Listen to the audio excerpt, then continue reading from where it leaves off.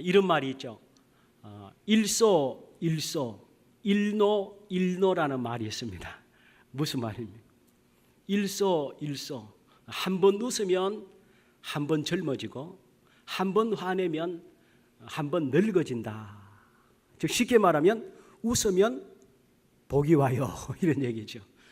그래서 우리가 매일 화내기보다는 가능하면 우리가 매일 웃으면서 기쁘게 살라는 말이 있습니다. 또 우리나라 속담에 보면 사람의 얼굴은 평생 동안 10번에서 12번 정도가 얼굴이 바뀐답니다. 그래서 한 가지 얼굴로 평생 사는 것 아니고 10번에서 12번 얼굴이 바뀐다는 거예요. 그러면 언제 얼굴이 바뀌냐? 그 사람이 무슨 생각을 하고 사느냐에 따라 얼굴이 바뀐다는 거예요. 매일 돈 생각만 하는 사람은 얼굴이 돈 얼굴이 됩니다. 그래서 그 사람이 무슨 생각을 하느냐에 따라 얼굴이 그렇게 바뀐다는 거예요. 매일 하나 주님을 생각하고 주님의 은혜를 생각하면 얼굴이 은혜로운 얼굴로 바뀔 줄 믿습니다. 그래서 프랑스의 유명한 수학자요 철학자인 파스칼이라는 사람은 우리 인간을 이렇게 정의했잖아요. 인간은 갈대다. 갈대가 얼마나 약합니까? 뭐 자꾸 하면 부러지죠. 그러나 이분은 인간은 갈대인데 무슨 갈대?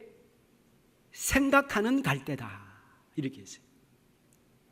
그래서 인간 자체는 연약하지만 생각하는 인간은 결코 만만한 인간이 아니다.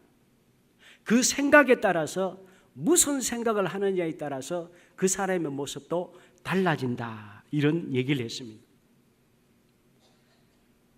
또 사람의 얼굴에 대해서 얘기한 유명한 말이 있죠.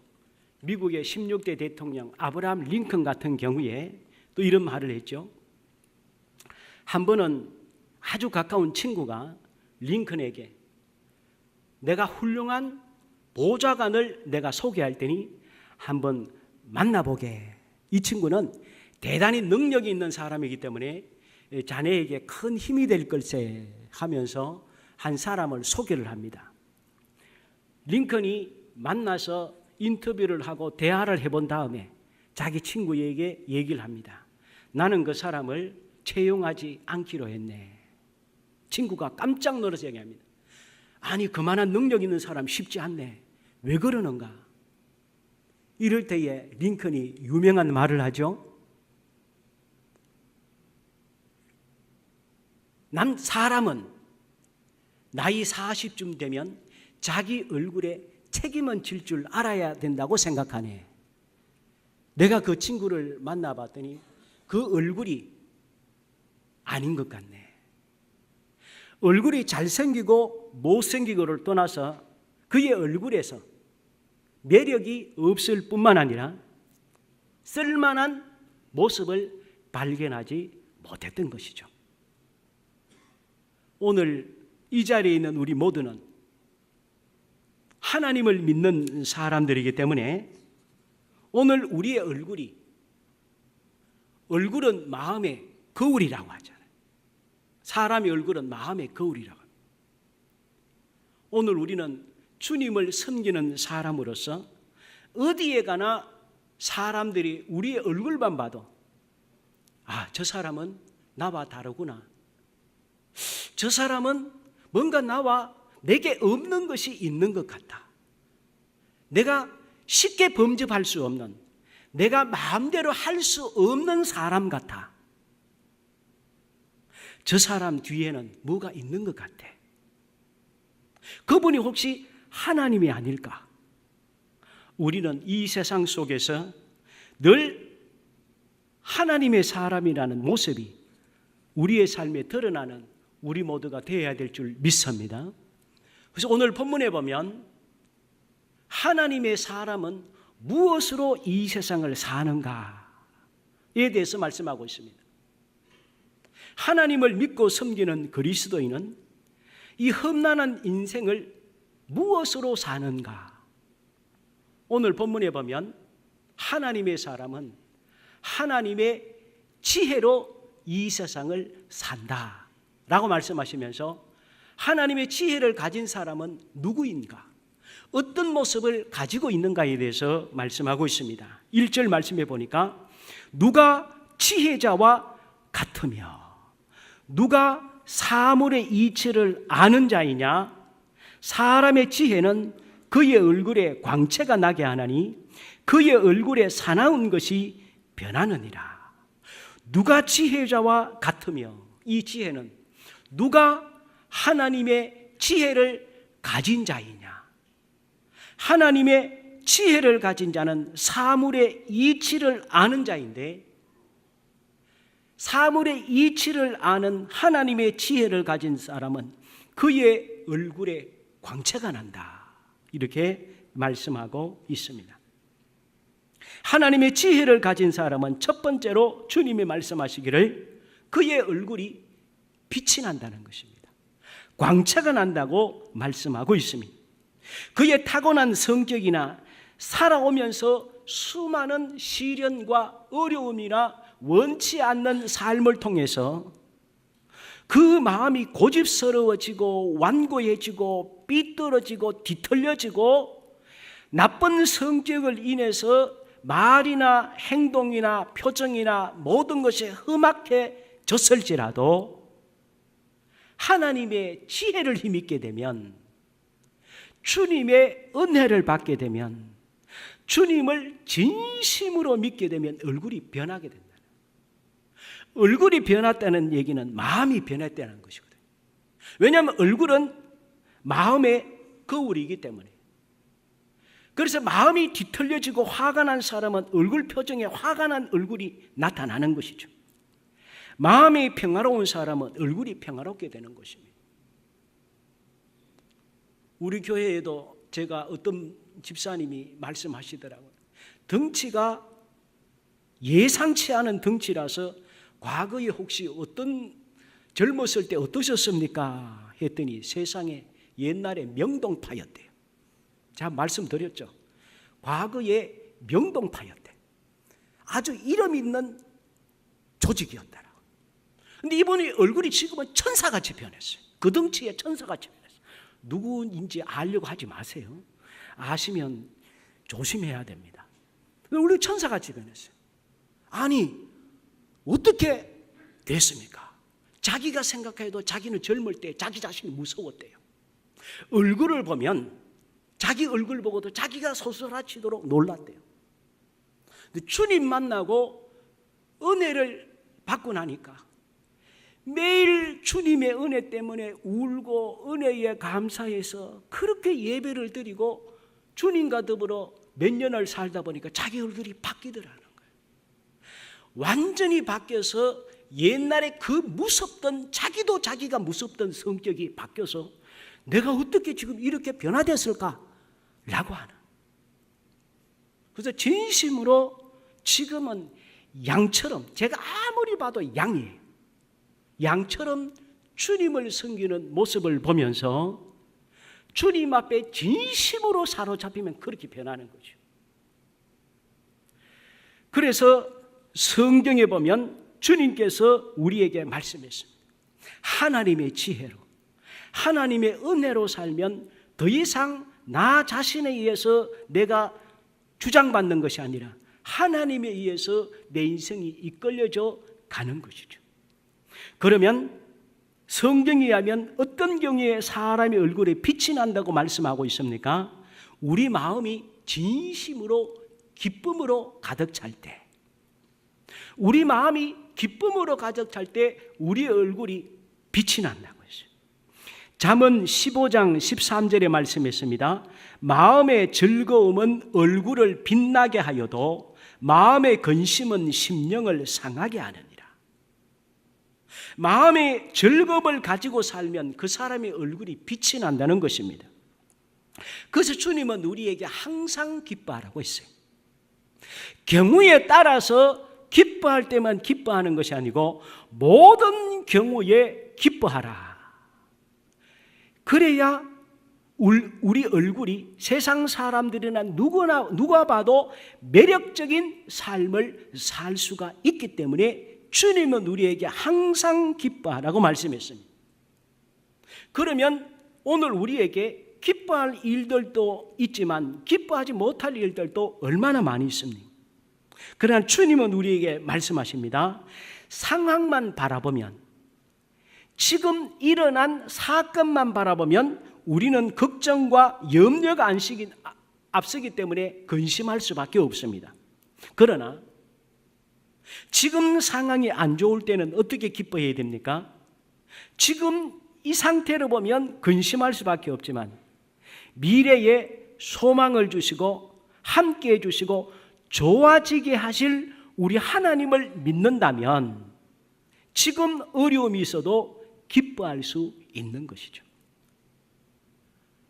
어제 낮에 우리 노회 관내의 한 교회에서 장로님을 세우고 목사님을 위임하고 권사님 세우고 안수집사님 세우고 하는 교회에 가서 이제 임직식을 하게 되었습니다. 그 교회 이름이 미래소망교회예요. 이름 참 잘 지었다. 마음이 참 기뻤습니다. 교회 이름이 미래소망교회. 하나님께서 미래에 소망을 주겠다는 것이 우리를 향한 주님의 뜻이잖아요. 예레미야 29장 11절에 보면 너희를 향한 나의 생각은 내가 아나니 평안이요 재앙이 아니니라. 미래에 소망을 주려 함이니라. 우리를 향한 하나님의 뜻은 우리에게 소망을 주시는 것이지 절대로 우리를 괴롭히거나 우리를 잘못되게 하시는 것이 아니라고 하는 것입니다. 그러므로 지금 일이 어려운 상황일지라도 미래에 좋게 하실 하나님을 바라보면서 우리가 기뻐하고 하나님이 주실 것을 기대하는 마음으로 매일 기도해야 한다는 것입니다. 오늘 우리 장로님 기도하셨지만 우리나라 경제가 지금보다 갈수록 더 어려워지는 것은 자명한 사실입니다. 어제도 뉴스에 보니까 프랑스에 지금 그 젊은 대통령이 정치를 잘못해서 프랑스가 지금 막 폭발 직전이라고요. 근데 프랑스뿐만이 아니죠. 전 세계 경제가 지금 갈수록 곤두박질치고 어려워져 가고 있습니다. 이럴 때에 우리는 이것을 위해서 기도해야 되죠. 세상에 보험 들듯이 지금부터 하나님께 기도해야 됩니다. 하나님께 기도해서 세상 사람 다 힘들고 어려울 수밖에 없습니다. 왜냐하면 자기 힘으로 사니까요. 그러나 우리는 하나님의 지혜로 사는 사람이고 하나님의 능력으로 사는 사람들이기 때문에 하나님, 세상 사람들이 우리들로 통해서 하나님의 살아계심을 알 수 있도록 하나님 인도하여 주시옵소서. 하나님께 기도하면 하나님께서 길을 열어 주시는 것이죠. 그러므로 우리의 현실 때문에 불안해하지 말고 좋아지게 하실 하나님을 바라보면서 우리는 기뻐해야 한다고 하는 것입니다. 우리의 자녀들이 얼마나 근심이 많습니까? 요즘 우리 젊은 친구들이요, 일할 데가 없답니다. 아르바이트 할 데가 없어요. 너무너무 우리 젊은이들이 힘이 듭니다. 그래도 우리 젊은이들이 일거리를 위해서 지금 일본으로, 중국으로, 해외로 지금 우리 젊은이들이 나가서 한국에서 대학원 나오고 그렇게 공부를 많이 한 친구들이 외국에서 너무너무 어려움을 당하고 우리나라를 헬조선이다라고 할 정도로 참 우리나라의 미래에 희망을 가지지 못하는 것이 우리나라의 현실입니다. 이럴 때에 우리는 우리 자녀들에게 어떻게 얘기해야 될까요? 세상을 바라보면서 혀만 찰 것이 아니라 아니다! 하나님을 의지하면 너의 인생은 하나님이 주장하시는 것이지 너의 의해서 인생이 사라지는 것 아니다. 하나님이 함께 하시면 이 문제 아무것도 아니다.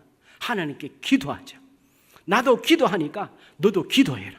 그러면 하나님께서 선하게 인도하셔서 우리들로 통해서 이 세상을 구원하고 이끌어갈 수 있도록 역사하신다.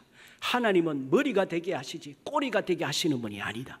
하나님은 우리로 통해서 세상을 이끌어가게 하시지, 우리가 세상의 꼴찌가 되어서 세상에서 그냥 뒤치다꺼리 하면서 그렇게 살도록 하는 것은 하나님의 뜻이 아니다. 이 상황을 이겨내고 미래에 함께 하실 하나님을 신뢰하고 주님 앞에 우리가 말씀으로 격려하고 기도로 나아가는 우리 모두가 될 줄 믿습니다. 그러므로 결국 사람이 기뻐하거나 근심하는 것은 상황의 문제가 아니라 믿음의 문제입니다. 상황을 어떤 믿음으로 바라보느냐에 의해서 그 문제는 해결되는 것이지, 그러므로 우리의 믿음을 분명하게 해야 한다는 것입니다. 그런데 감사와 불평은 전념성이 있지 않습니까? 늘 감사하는 사람과 가까이 지내면 같이 감사가 전념이 돼요. 그래서 불평할 일이 있다가도, 근심이 있다가도 늘 하나님을 믿고 감사하는 사람하고 대화하면 같이 감사하게 돼요. 이 문제 별거 아니구나. 그렇게 돼서 극복할 믿음을 갖게 되는데, 늘 불평하는 사람, 원망하는 사람, 남 탓하는 사람과 가까이 지내면 아무것도 아닌 문제인데 그게 자꾸 커져 보이고 자꾸 근심하게 되고 하나님의 믿음의 자리에서 떠나게 되는 것입니다. 이스라엘 백성들도 가데스 바네아에서 민수기 13장 14장에 보면 어떻게 됐습니까? 12정탐꾼이 하나님은 젖과 꿀이 흐르는 땅을 주시겠다고 해서 가데스 바네아에 이제 가나안에 들어가는 직전까지 인도해서 12정탐꾼을 보내서 정탐하게 했는데 40일간 정탐하고 온 12명 중에서 10명은 우리가 가야 되는 저 땅은 젖과 꿀이 흐르는 땅이 아니고 우리를 죽이는 땅이라고 했어요. 저기에는 거인 족속이 살아서 저 사람도 우리를 다 죽이고 저 땅은 우리를 죽이는 땅이라고 보고를 합니다. 부정적이고 불평하고, 그래서 뭐라 그럽니까? 이제는 우리가 모세는 없애고 새 지도자를 뽑아서 우리가 있었던 애굽으로 돌아가자. 그렇게 충동질합니다. 불평은 전념성이 있어서 온 백성들이 거기에 감염이 됩니다. 전부 다 성경에 보면 민수기 13장 14장에 밤새도록 통곡합니다. 뭐 일이 일어났습니까?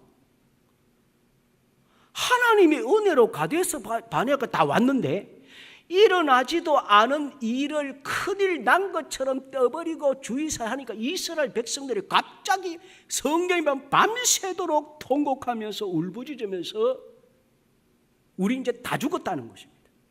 이게 불평의 무서운 악성 전념성이죠. 이럴 때에 여호수아와 갈렙 두 사람은 그 가운데서 담대하게 일어나서 얘기를 합니다. 이게 무슨 지금 행동입니까? 저 땅은 하나님이 우리에게 주실 땅입니다. 저들은 우리의 밥입니다. 주님은 우리로 하여금 저 땅을 정복하게 하십니다. 두 사람이 담대하게 일어나서 하나님 말씀에 순종하면 됩니다. 싸움은 하나님이 하시고 하나님이 전쟁의 결과는 하나님이 주장하십니다. 그래서 주의 말씀에 순종해야 된다고 해서 결국 이 백성들이 하나님의 뜻에 순종하게 되는데, 이 불평과 원망 때문에 이들은 그 이후에 40년의 세월을 광야에서 떠돌아다니지 않습니다.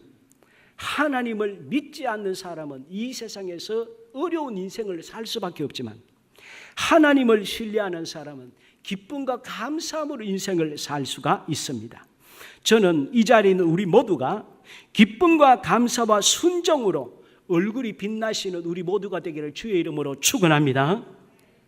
그 다음에 무엇이 우리 얼굴을 빛나게 합니까? 하나님의 지혜가 우리를 빛나게 하는데, 모세를 보면 모세가 시내산에서 하나님과 대면하여 십계명을 가지고 내려왔을 때에 모세의 얼굴이 광채가 났다고 했어요. 출애굽기 34장 29절 30절에 보니까 모세가 그 증거의 두 판을 가지고 내려왔을 때에 사람들이 모세의 얼굴을 보지를 못했어요. 광채가 나서 빛이 나서 얼굴을 제대로 쳐다보지 못해서 모세가 수건으로 얼굴을 가렸다고 했습니다. 왜 모세의 얼굴이 빛이 났습니까? 성경에 보면 예수 그리스도는 빛이라고 했어요. 하나님은 빛이라고 했어요. 예수 그리스도는 말씀이라고 했어요. 예수 그리스도는 구원이라고 했어요. 하나님의 말씀을 가까이 하면, 하나님을 가까이 하면 하나님이 빛이시기 때문에 그 빛을 받아서 우리의 모습에도 삶에도 빛이 난다는 거예요. 세상 사람들이 함부로 할 수 없는 하나님의 능력이 우리와 함께 한다는 것입니다. 빛은 생명을 보존하는 능력이 있습니다. 빛은 생명을 유지시키고 활성화시킵니다. 태양이 이 세상에 없어 보십시오. 이 세상의 생명이 어떻게 유지가 되겠습니까? 달도 태양빛을 받아서 반사하지 않습니까?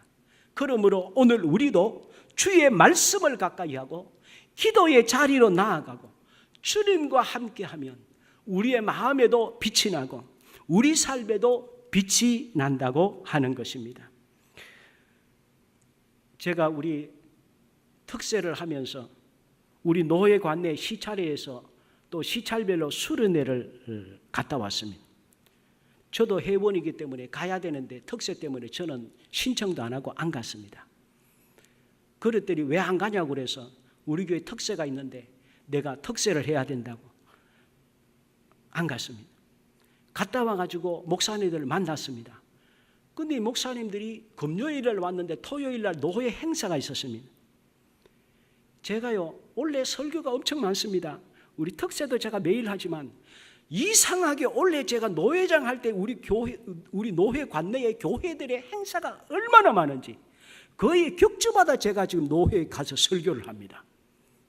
참 아주 복이 터졌습니다. 근데 목사님들이 수련회를 갔다 와서 금요일이면 그 다음날 만났는데 저를 자꾸 피하는 거예요. 목사님들 얼굴을 제대로 못 쳐다보더라고요. 제 얼굴을. 그래서 아니 뭐 같은 목사인데 왜 내 얼굴을 못 쳐다봅니까? 라고 했더니 목사님 얼굴에 빛이 난대. 제 얼굴에 빛이 난대요. 이거 모르시잖아요. 우리가 다 서로 빛이 나니까. 우리는 다 특세해서 우리는 다 같이 빛이 나니까 괜찮아요. 그런데 특세 안 한 목사님들은 알더라고요. 그래서 제가 감사했습니다. 그러니까 제가 그랬죠. 그러니까 날 조심하라고. 조심하라고. 그 얘기를 했습니다. 하나님을 가까이 하면 세상이 하나님을 가까이 하는 사람을 다르게 볼 줄 믿습니다. 다르게. 그래서 하나님께 기도의 자리, 하나님의 말씀을 사모하고 우리의 마음이 세상의 물질만 생각하고 세상에서 내 영광만 생각하고 나만 생각하면 안 되는 거예요. 주님 생각하고 주의 말씀 생각하고 하나님 내가 어떻게 하면 주님과 더불어 살까요? 그 중심으로 생각하면 사람이 달라져 보여요. 제가 또 지난 월요일 날 제 오랜 중마고 절친을 만났습니다. 이 친구는 지금 서울에서 중학교 교장을 하는데 지금 9년째 교장하고 있어요. 근데 이 친구가 만나가지고 얘기를 하는데 저는 그러면서 아주 비싼 식사도 사주면서 이 친구가 얘기를 하는 거예요. 권 목사님, 뭐 친구인데 저한테 뭐 목사라고 말도 들기도 하고 굉장히 존중을 해줘요. 이 친구가 그러는 거예요.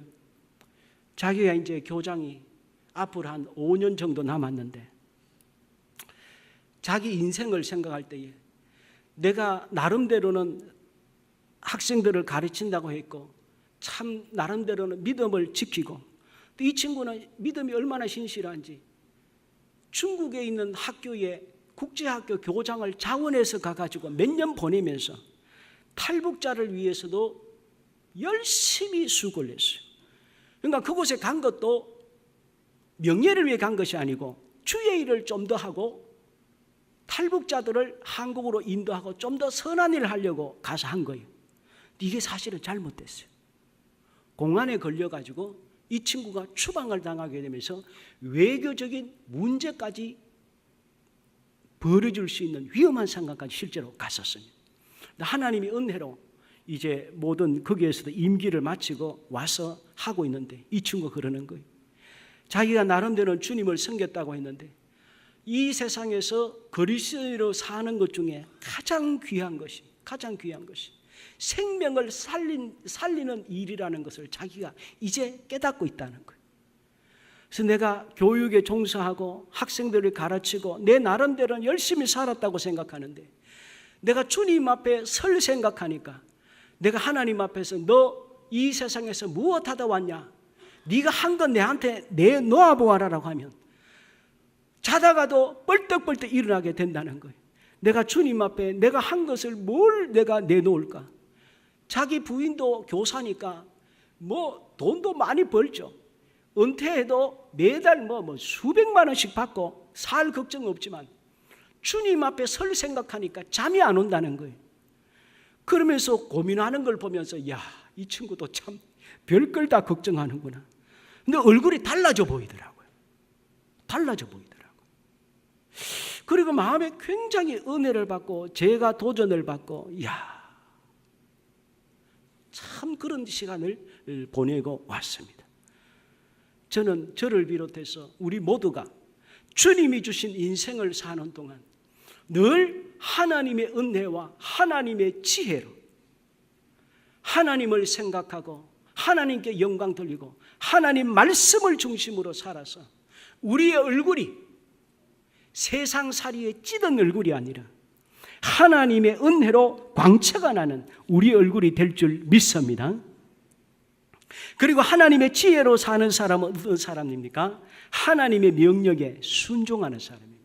오늘 본문 2절에서 8절 말씀이 그 말씀입니다. 2절에 보니까 내가 권하노라 왕의 명령을 지키라 이미 하나님을 가리켜 맹세하였음이니라. 왕 앞에서 물러가기를 급하게 하지 말며 악한 것을 일삼지 말라. 왕은 자기가 하고자 하는 것을 다 행함이니라. 왕의 말은 권능이 있나니 누가 그에게 이르기를 왕께서 무엇을 하시나이까 할 수 있으랴. 여기에서 왕이라고 하는 이 말씀은 세상의 통치자를 말하는 것이 아니라 하나님을 말씀하는 것입니다. 성경에는 하나님을 왕으로 표현하는 곳이 많이 있습니다. 하나님은 왕 중에 왕이십니다. 시편 5편 2절에 보면 나의 왕 나의 하나님이여, 하나님을 왕으로 표현합니다. 또 시편 16절에 보면 여호와께서는 영원 무궁하도록 왕이시니, 44편 4절에도 하나님이여 주는 나의 왕이시니, 145편 1절에도 보면 왕이신 나의 하나님. 우리 하나님의 말씀에 절대 순종하고 복종해야 되는 것은 하나님은 우리의 왕이시기 때문입니다. 그러므로 하나님의 백성이 하나님의 뜻에 불순종하는 것은 전능하신 하나님께 대항하는 것입니다. 그래서 오늘 하나님의 지혜를 가진 사람은 주님의 말씀에 절대 순종하고 복종하는 것입니다. 그리고 주님께서 우리에게 주신 인생을 사는 동안 또 주님이 우리에게 무엇을 주신 것이 있다고 한다면 그것을 사장시키지 아니하고 잘 사용해야 한다는 것을 말씀하고 있습니다. 오늘 본문 5절부터 보게 되면 이렇게 말씀했습니다. 명령을 지키는 자는 불행을 알지 못하리라. 지혜자의 마음은 때와 판단을 분별하나니. 6절에 보니까 무슨 일에든지 때와 판단이 있으므로 사람에게 임하는 화가 심함이니라. 7절에 사람이 장래일을 알지 못하나니 장래일을 가르칠 자가 누구이랴. 무슨 말씀입니까? 우리의 인생도 얼마 살지를 알지 못할 뿐만이 아니라 우리가 가졌다고 생각하는 것은 영원하지 않다는 것을 우리에게 말씀하고 있습니다. 사람이 장래일을 알지 못한다.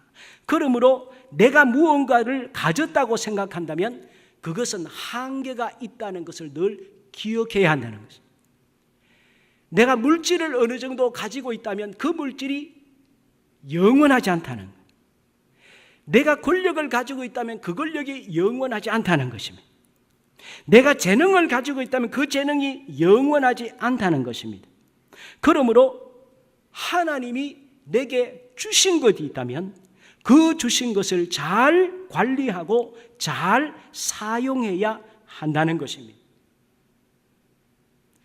하나님께서 오늘 우리의 주신 인생, 내가 할 수 있는 것이 있으면 그것을 가지고 주님께 영광 돌리는 우리 모두가 될 줄 믿습니다.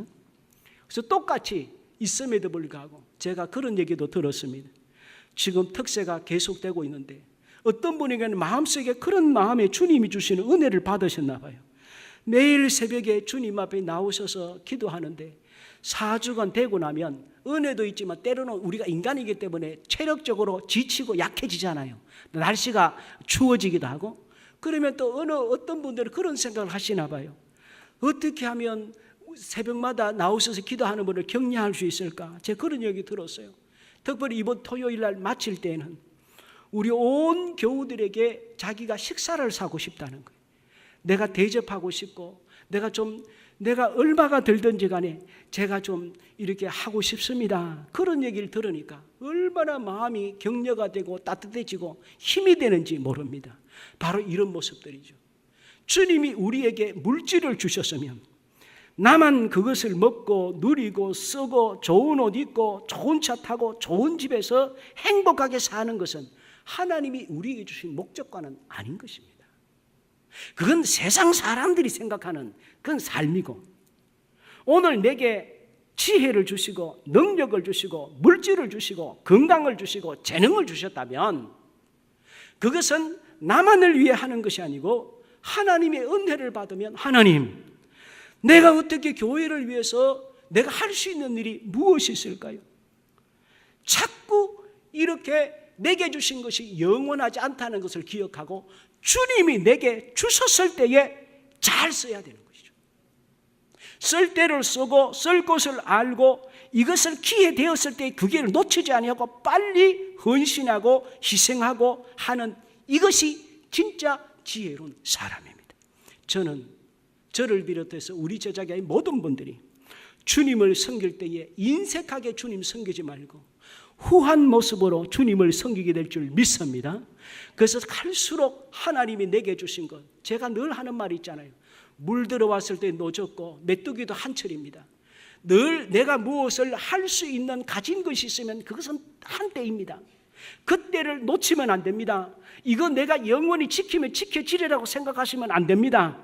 하나님이 내게 기회 주셨을 때에 그 기회를 되었을 때에 주님 앞에 예물 드리고 주님께 영광 돌려야 됩니다. 저도 마찬가지입니다. 제 목사가, 저는 다 말씀드릴 수 없지만 제가 우리 교회예요. 제가 다 말씀 못 드리지만요, 제 얘기를 제가 나중에 언젠가는 다 말씀드리면 기가 막힐 일도 너무 많습니다. 제가 이렇게 할 수 있는 것도 저도 늘 생각합니다.